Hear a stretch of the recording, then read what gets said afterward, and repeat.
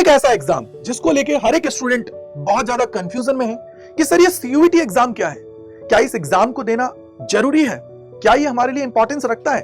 तो इस वीडियो के अंदर आप सभी के सारे डाउट्स को मैं दूर करने वाला हूं और कंप्लीट इंफॉर्मेशन देने वाला हूं इस 4 से 5 मिनट के अंदर। तो इस वीडियो को ढंग से देखिएगा जिससे आप सभी की सारी समस्याओं का सलूशन आप सभी को मिल पाए। सबसे पहले बात करते हैं कि सीयूईटी, आपको याद होगा कि 2022 के अंदर इस एग्जाम को इंट्रोड्यूस किया गया, उसके पीछे का एक बहुत बड़ा रीजन था। 2022 से पहले क्लास 12 के मार्क्स के बेसिस पर देश की top central level private, state और डीम्ड यूनिवर्सिटीज के अंदर एडमिशन होता था। वहां पे एक स्टेट टॉपर भी होता था जिसका 97-98% आया, उसको भी एडमिशन नहीं मिल पाता था क्योंकि कट ऑफ 99.5 तक जाती थी, जिसकी वजह से वो बच्चा सिर्फ अफसोस करता था। फिर गवर्नमेंट ने सभी बच्चों को इक्वल अपॉर्चुनिटी प्रोवाइड करने के लिए, जिससे जो काबिल है वही आगे बढ़े और देश की top central level private, state और डीम्ड यूनिवर्सिटीज के अंदर एडमिशन ले पाए, तब इस एग्जाम को इंट्रोड्यूस किया गया जिसका नाम है सीयूईटी यानी कि common university entrance test.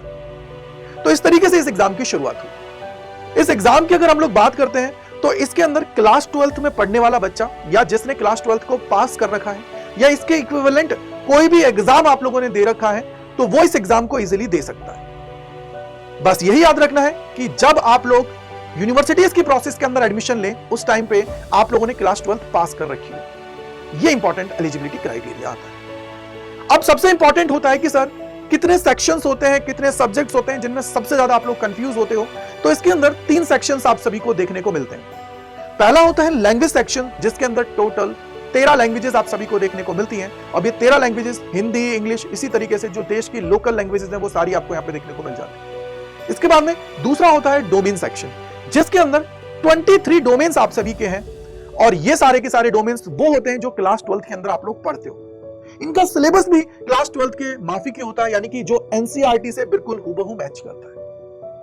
Third जो सेक्शन होता है वो है जीएटी यानी कि जनरल एप्टीट्यूड टेस्ट, जिसके अंदर आप सभी को current affair, quadratic aptitude, reasoning और जीके आप सभी को देखने को मिलता है। इसके बाद में बारी आती है कि सर किस मोड के अंदर ये एग्जाम कंडक्ट कराया जाता है। तो टिल जब तक मैं ये वीडियो बना रहा हूं तब तक आप लोगों का एग्जाम सीबीटी मोड के अंदर कंडक्ट कराया जाता है।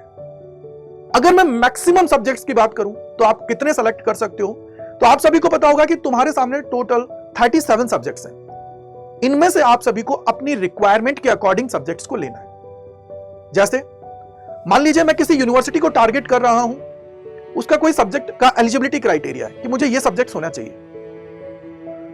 तो मैक्सिमम आपके पास क्या है, 5 सब्जेक्ट आप लोग ले सकते हो।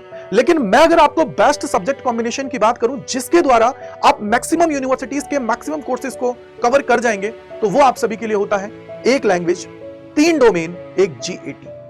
यहां पे खास बात यह है कि जो ये लैंग्वेज और डोमेन्स आप सभी को मैंने बताए हैं ये क्लास 12 के अंदर आप लोगों ने पढ़े हुए होने चाहिए। अदरवाइज अगर आप रैंडम ले लेंगे तो हो सकता है कि यूनिवर्सिटीज का जो क्राइटेरिया है उसके अंदर आप लोग नहीं आ पाए।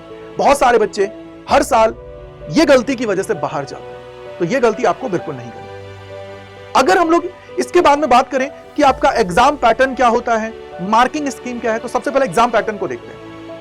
आप सभी के सामने 50 क्वेश्चंस हर एक सब्जेक्ट के अंदर आपसे पूछे जाते हैं और इसको करने के लिए 60 मिनट का आपको टाइम दिया जाता है। सही करने पर +5 आप सभी को दिया जाता है और गलत करने पर -1 की नेगेटिव मार्किंग आप सभी की होती है।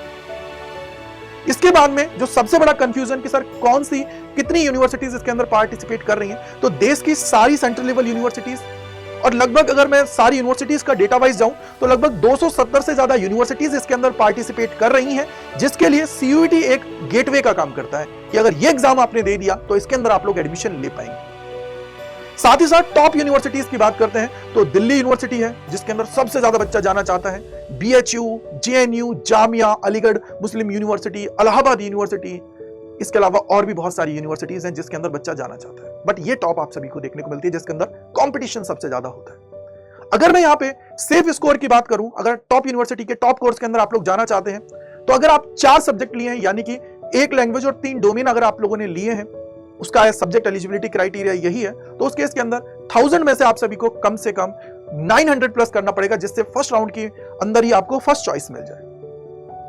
और कहीं अगर साइंस के सब्जेक्ट्स हैं, जैसे मान लीजिए 750 का आपका क्राइटेरिया बन रहा है, तो उसके अंदर एटलीस्ट 600 प्लस आप सभी को जाना पड़ेगा, जिससे आप लोगों को फर्स्ट राउंड के अंदर कट ऑफ आपकी पार हो जाए और आप इजीली एडमिशन ले पाए। अब यहां पे आपने देखा कि स्कोर काफी चाहिए, तो कहीं ना कहीं तैयारी बेहतर करनी पड़ेगी, और बेहतर तैयारी करने के लिए सबसे बेस्ट प्लेटफॉर्म है CUET अड्डा।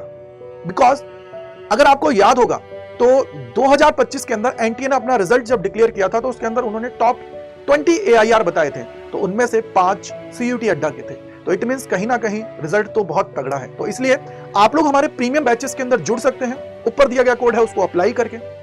साथ ही साथ अगर फिर भी कोई कंफ्यूजन रहती है, मन में कोई शंका बसती है, तो आप कमेंट सेक्शन के अंदर जरूर बताइएगा, जिससे हम लोग आपके सारे डाउट्स को दूर करें और आपको आपकी मंजिल तक पहुंचाएं। क्योंकि हमारा सिर्फ एक ही मकसद है कि हमारा हर एक स्टूडेंट जो हमारे साथ जुड़ता है वो अपना ड्रीम यूनिवर्सिटी का सपना है उसको कंप्लीट करे और एडमिशन लेके अपना सपना है उसको साकार करे।